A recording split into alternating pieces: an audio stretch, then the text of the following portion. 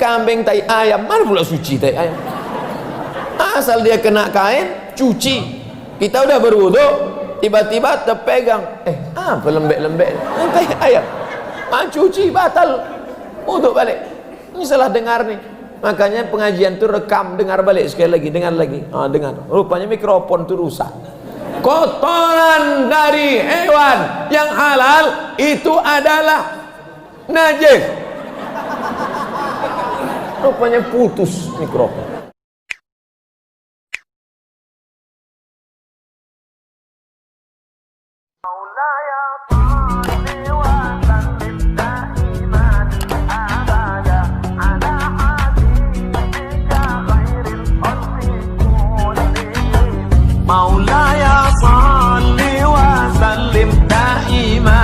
Ustadz, dalam hadis dijelaskan orang yang hafal Quran dapat syafaat dari Quran pada hari kiamat. Betul?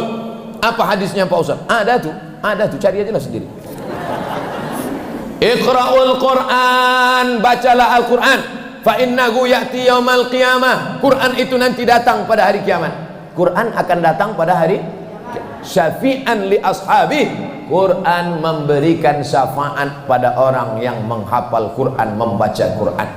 Anak-anakku yang hafal Quran, datang Quran memberi syafaat. Anak-anak yang hafal Quran, dia pula bisa memberikan syafaat pada orang tuanya. Diletakkannya di atas kepala emaknya, kepala ayahnya, tajun minan nur, ada mahkota dari cahaya. Mudah-mudahan bapak-bapak, ibu-ibu termasuk yang dapat mahkota dari cahaya.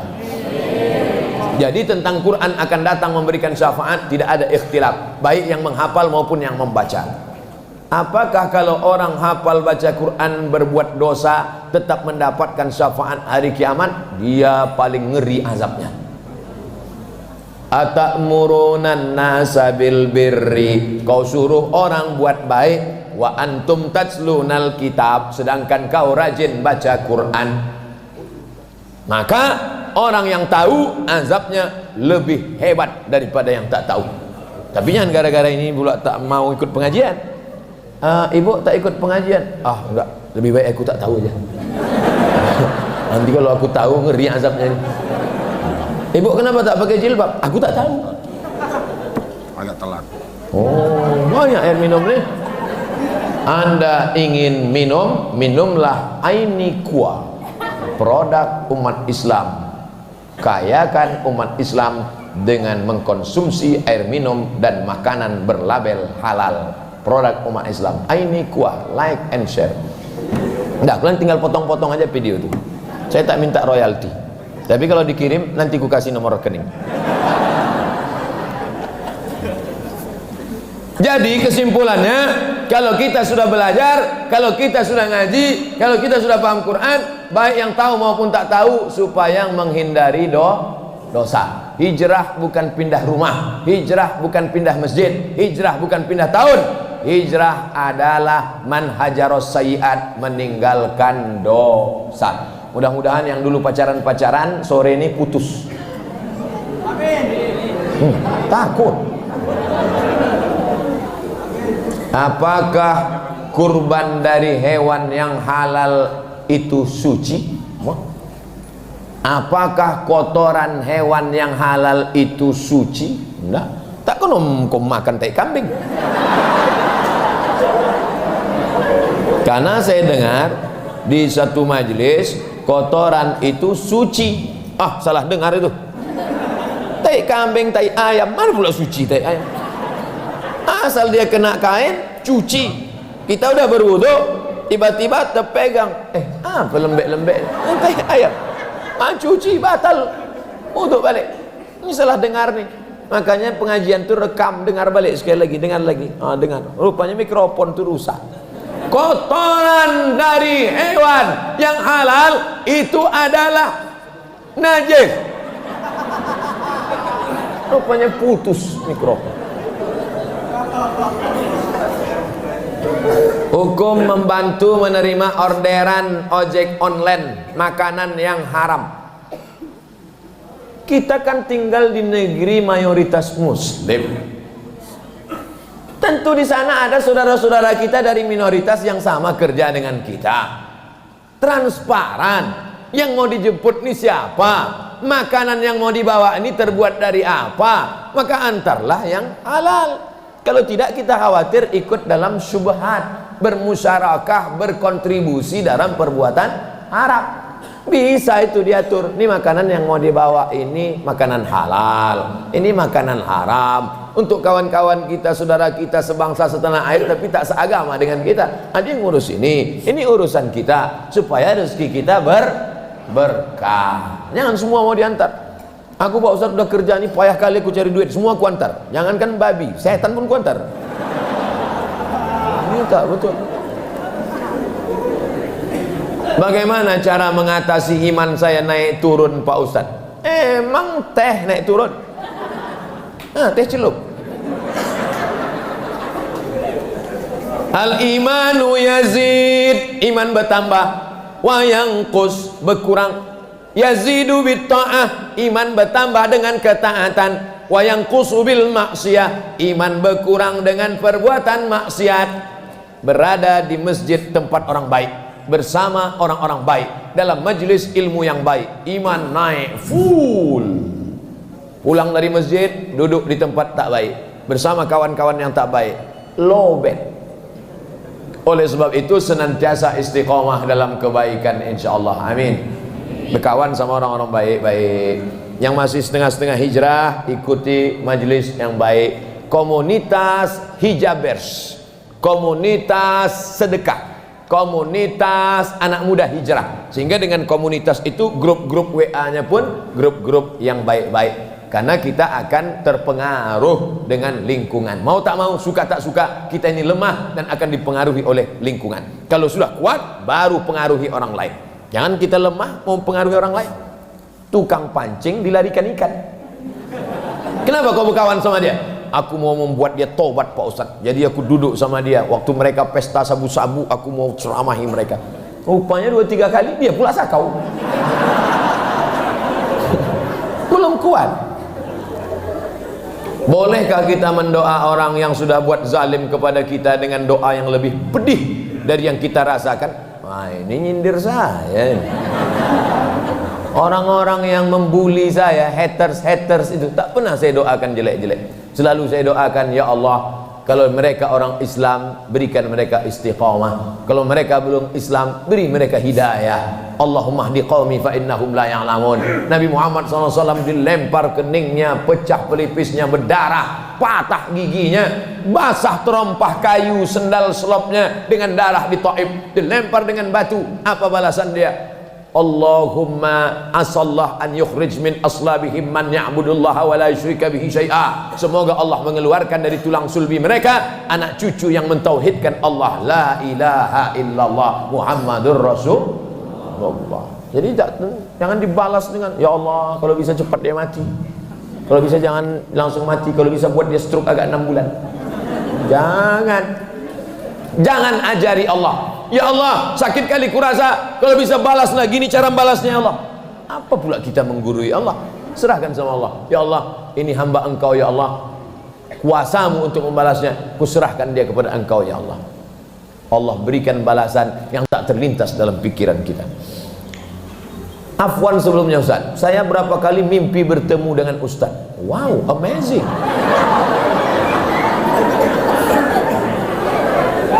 Dalam mimpi itu saya bersalaman dengan Ustaz dan saya mencium tangan Ustaz.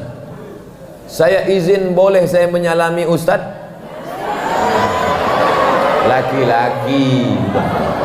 Laki-laki ada namanya. Mana orang yang tulis? Tapi jangan semua ngaku mimpi nanti. Lama kami pulang. Saya banyak ketemu sama jamaah yang mimpi-mimpi jumpa itu, udah saya tanya-tanya. Jadi ceritanya dia sakit, masuk ruang ICU. Masuk ruang ICU. ICU itu dalam kaca. ICU itu artinya ICU, you don't see me. Aku bisa menengok kau, kau tak bisa nengok aku. Di ruang ICU itu tak ada suara, sunyi aja. Yang ada suara cuma 2. Tit tit tit tit tit tit tit. Jadi kata dokter, dipanggillah keluarganya. Keluarga, ya, ini pasien bawa pulang ke rumah. Alat mau dicabut, tak ada harapan hidup, bawa pulang. Menangislah orang kampung. Istri menangis, anak menangis, mau dibawa pulang. Tiba-tiba pas mau dibawa, duduk dia. Heranlah dokter. Dokter nanya, apa yang kau tengok dalam mimpimu itu waktu kau sedang koma itu? Apa yang kau tengok? Datang seseorang. Siapa yang datang? Ustaz Somad. Apa kata dia? Ditanyanya, kapan tablik akbar? Terbangun aku. Sehat dia, disusunnya panitia tablik akbar, diundangnya saya. Dia pun cerita ke saya. Jadi saya tanya, betul Bapak waktu koma di rumah sakit itu mimpi dalam koma itu datang saya? Betul Pak Ustaz. Apa kata saya waktu itu? Kapan tablik akbar? Lama saya berpikir, kenapa dia nengok saya? Secara psikologis saya tanya, apakah Bapak selalu dengar ceramah saya pagi, petang, siang, malam? Mau berangkat ke kantor di mobil suara Ustaz, sampai di kantor saya hidupkan YouTube. Kalau ada tamu, tak ada tamu saya. Oh, rupanya yang membuat terbawa termimpi-mimpi itu karena sering didengar dan sering diton. Apa pelajaran dari sini? Kalau selalu mendengar ceramah, selalu menengok ceramah, maka saat koma yang datang adalah ceramah. Bayangkan kalau selalu nonton K-pop. Yang suka nonton film India, kira-kira waktu sedang koma itu siapa yang datang?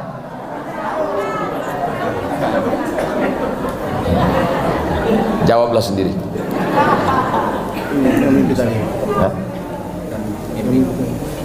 Masya Allah, Masya Allah, tabarakallah. Nanti saya jawab, duduk. Apa hukumnya orang berfoto? Foto tidak patung. In kanat lahu zillun ajma'al ulama ala tahrimihi. Begitu kata Imam Al-Hafiz Ibnu Hajar Al-Asqalani. Kalau ada bayang-bayangnya, maka ulama sepakat bahwa dia haram. Kata Ibnu Hajar Al-Asqalani, kalau ada bayang-bayangnya, ulama sepakat haram. Ada bayang-bayangnya? Itu ada bayangnya. Tengok. Nampak? Ke kiri, ke kanan. Jadi yang haram itu adalah HP saya pula tak mati. Kalau ada bayang-bayang baru haram, yaitu patung. Patung pun yang haram itu kalau lengkap dari ujung rambut sampai ujung kaki. Ibu, bapak yang di rumahnya ada patung merpati di kamar, lengkap dari ujung muncung sampai ujung ekor. Balik dari sini, potong kepalanya. Kalau dipotong dia boleh, tapi kalau dia utuh itu yang haram. Ada syarat pertama, ada bayang-bayang. Adapun gambar yang di kertas maka tidak haram. Nah, ini tentang masalah apakah gambar, apalagi foto. Foto tak haram. Jadi kalau ada foto tak haram, tapi foto bisa jadi haram bukan karena fotonya tapi karena posenya. Perawet belum akad nikah, belum nikah, tapi gambarnya macam udah nikah 3 tahun. Bagi yang mau nikah nanti, kalian mau buat foto perawet, pakai jilbab panjang, dibuatlah foto tak berdekatan jauh, satu di sudut kiri, satu sudut kanan. Kan bisa, satu di sudut sana, satu di sudut sana, lalu kemudian ambil korek api pakai benang. Bisa dibuat pose, tak perlu pegang-pegang, na'udzubillah. Apa hukum foto wanita dibuat di WA jadi profil WA-nya atau di Facebook? Jangan. Ramai-ramai boleh, ramai-ramai 20 orang kami sedang pengajian, boleh untuk syiar, undangan. Tapi kalau sendiri jangan. Pertama, foto itu bisa dirubah, maaf cakap, ada apps, ada software, ada perangkat yang bisa membuat merubah. Dulu ada merubah muka jadi tua, tapi ada yang mengerikan, maaf cakap, berubah dari gambar berbaju menjadi yang tak berbaju. Berdosa orang jadinya. Yang paling mengerikan lagi, kebetulan dia suka dia sama gambar ibu, suka dia sama gambar anak gadis, berbuat dosa dia gara-gara itu, berbuat maksiat dia. Na'udzubillah. Yang paling mengerikan lagi, diambilnya foto itu, dibawanya ke dukun, disantetnya. Oleh sebab itu yang punya foto-foto, robah gambar lain, gambar kucing, gambar ayam.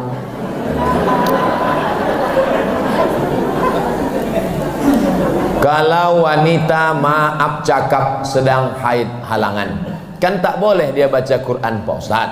Tapi kalau baca zikir pagi petang yang ada surat-surat Qurannya Pak Ustaz, ayat Quran jangan baca, kecuali ayat itu doa. Kalau ayat itu doa boleh. Contoh, subhanalladzi sakhkhara lana hadza wa ma kunna lahu muqrinin wa inna ila rabbina lamunqalibun. Itu ayat Quran, tapi dibaca waktu naik pesawat, naik sepeda Pak Ustaz, baca juga tak apa-apa. Atau rabbana atina fid dunya hasanah wa fil akhirati hasanah wa qina adzabannar. Itu ayat Quran, tapi dibaca sebagai doa maka boleh. Adapun dibacanya pagi petang, qul huwallahu ahad, Allahu samad, tak boleh. Lillahi ma fis samawati wa ma fil ard, tak boleh. Ayat Quran, zikir-zikirnya aja baca. Subhanallah bihamdihi, subhanallahil azim, bismillahilladzi la yadurru ma ismihi syai'un fil ardi wa fis samawati wa fil a'udzu bikalimatillahi tammati min kulli syaitani wa hamati wa min kulli ainin lamah. Zikir-zikirnya aja baca. Ayat Qurannya nanti dibaca setelah suci. Saya agen asuransi syariah. Kita jual produk wakaf. Syarat dan ketentuan MUI. Apa hukum asuransi syariah di mata Islam? Mana fatwa DSN, Dewan Syariah Nasional? Nanti kalau datang sales ke rumah, ke kantor, ke masjid menawarkan produk asuransi syariah, pertanyaan pertama, mana DSN, Dewan Syariah Nasional? Kalau air minum, jangan minum sebelum ada label halal. Tak ada halalnya nih. Ada namanya Ainikua, ada halal. Nih dia, nih label halal. Label halal jangan diminum kalau tidak ada norek, nomor registrasi. Ini dia nomor registrasi. Ini lambang di atas, ini nomor registrasi di bawah. Karena yang tidak ada nomor registrasi berarti tak terdaftar di Majelis Ulama Indonesia dan LPPOM, Lembaga Balai Pengawas Makanan, Obat dan Makanan. Adapun untuk ekonomi, maka fatwanya bukan dari MUI tapi dari DSN, Dewan Syariah Nasional. Kalau asuransi itu ada fatwa DSN-nya, lanjutkan. Tapi kalau tak ada, jangan. Ada riba di dalamnya. Kami mendoakan Ustadz semoga selalu mendapatkan keberkahan dalam hidup. Amin. Kami mau menanyakan tentang adanya upaya pergeseran masjid dengan alasan kepentingan bisnis. Bagaimana perihal tersebut Pak Ustadz?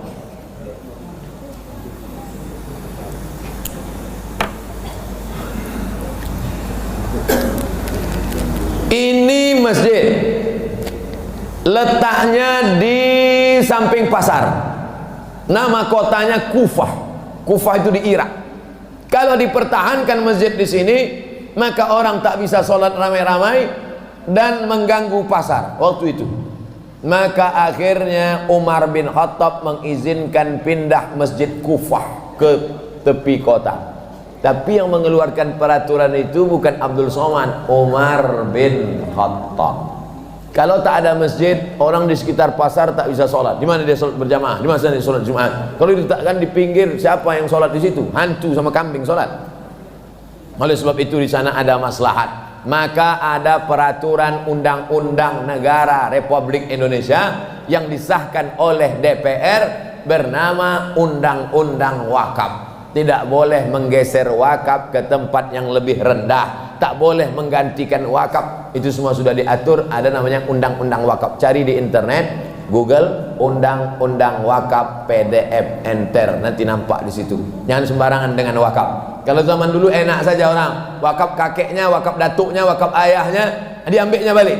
Zaman sekarang tak bisa, sudah diserahkan namanya Akta Ikrar Wakaf. Bapak ibu yang menerima wakaf, yang memberi wakaf, pertama urus ke BPN, Badan Pertanahan Nasional, bahwa itu tidak ada tumpang tindih surat. Setelah dapat surat dari BPN, bawa ke kantor KUA, akta ikrar wakaf, penyerahan dari yang berwakaf kepada yang menerima wakaf, ada ijab dan qabul. Setelah dapat, kalau ahli waris meminta balik atau menggeser atau tukar guling atau tukar bantal atau mau dialihkan, maka mesti melalui pengadilan dengan bertanya kepada para ulama. Itu zaman sekarang kebijakan sudah diatur negara supaya wakaf ini tidak bermasalah. Mudah-mudahan kita termasuk orang yang tidak main-main dengan wakaf, insyaallah. Amin.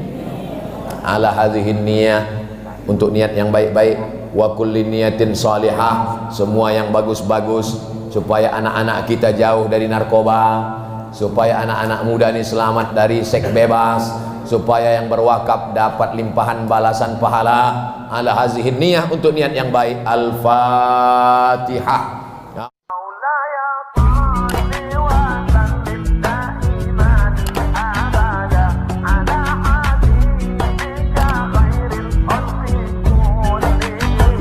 Maula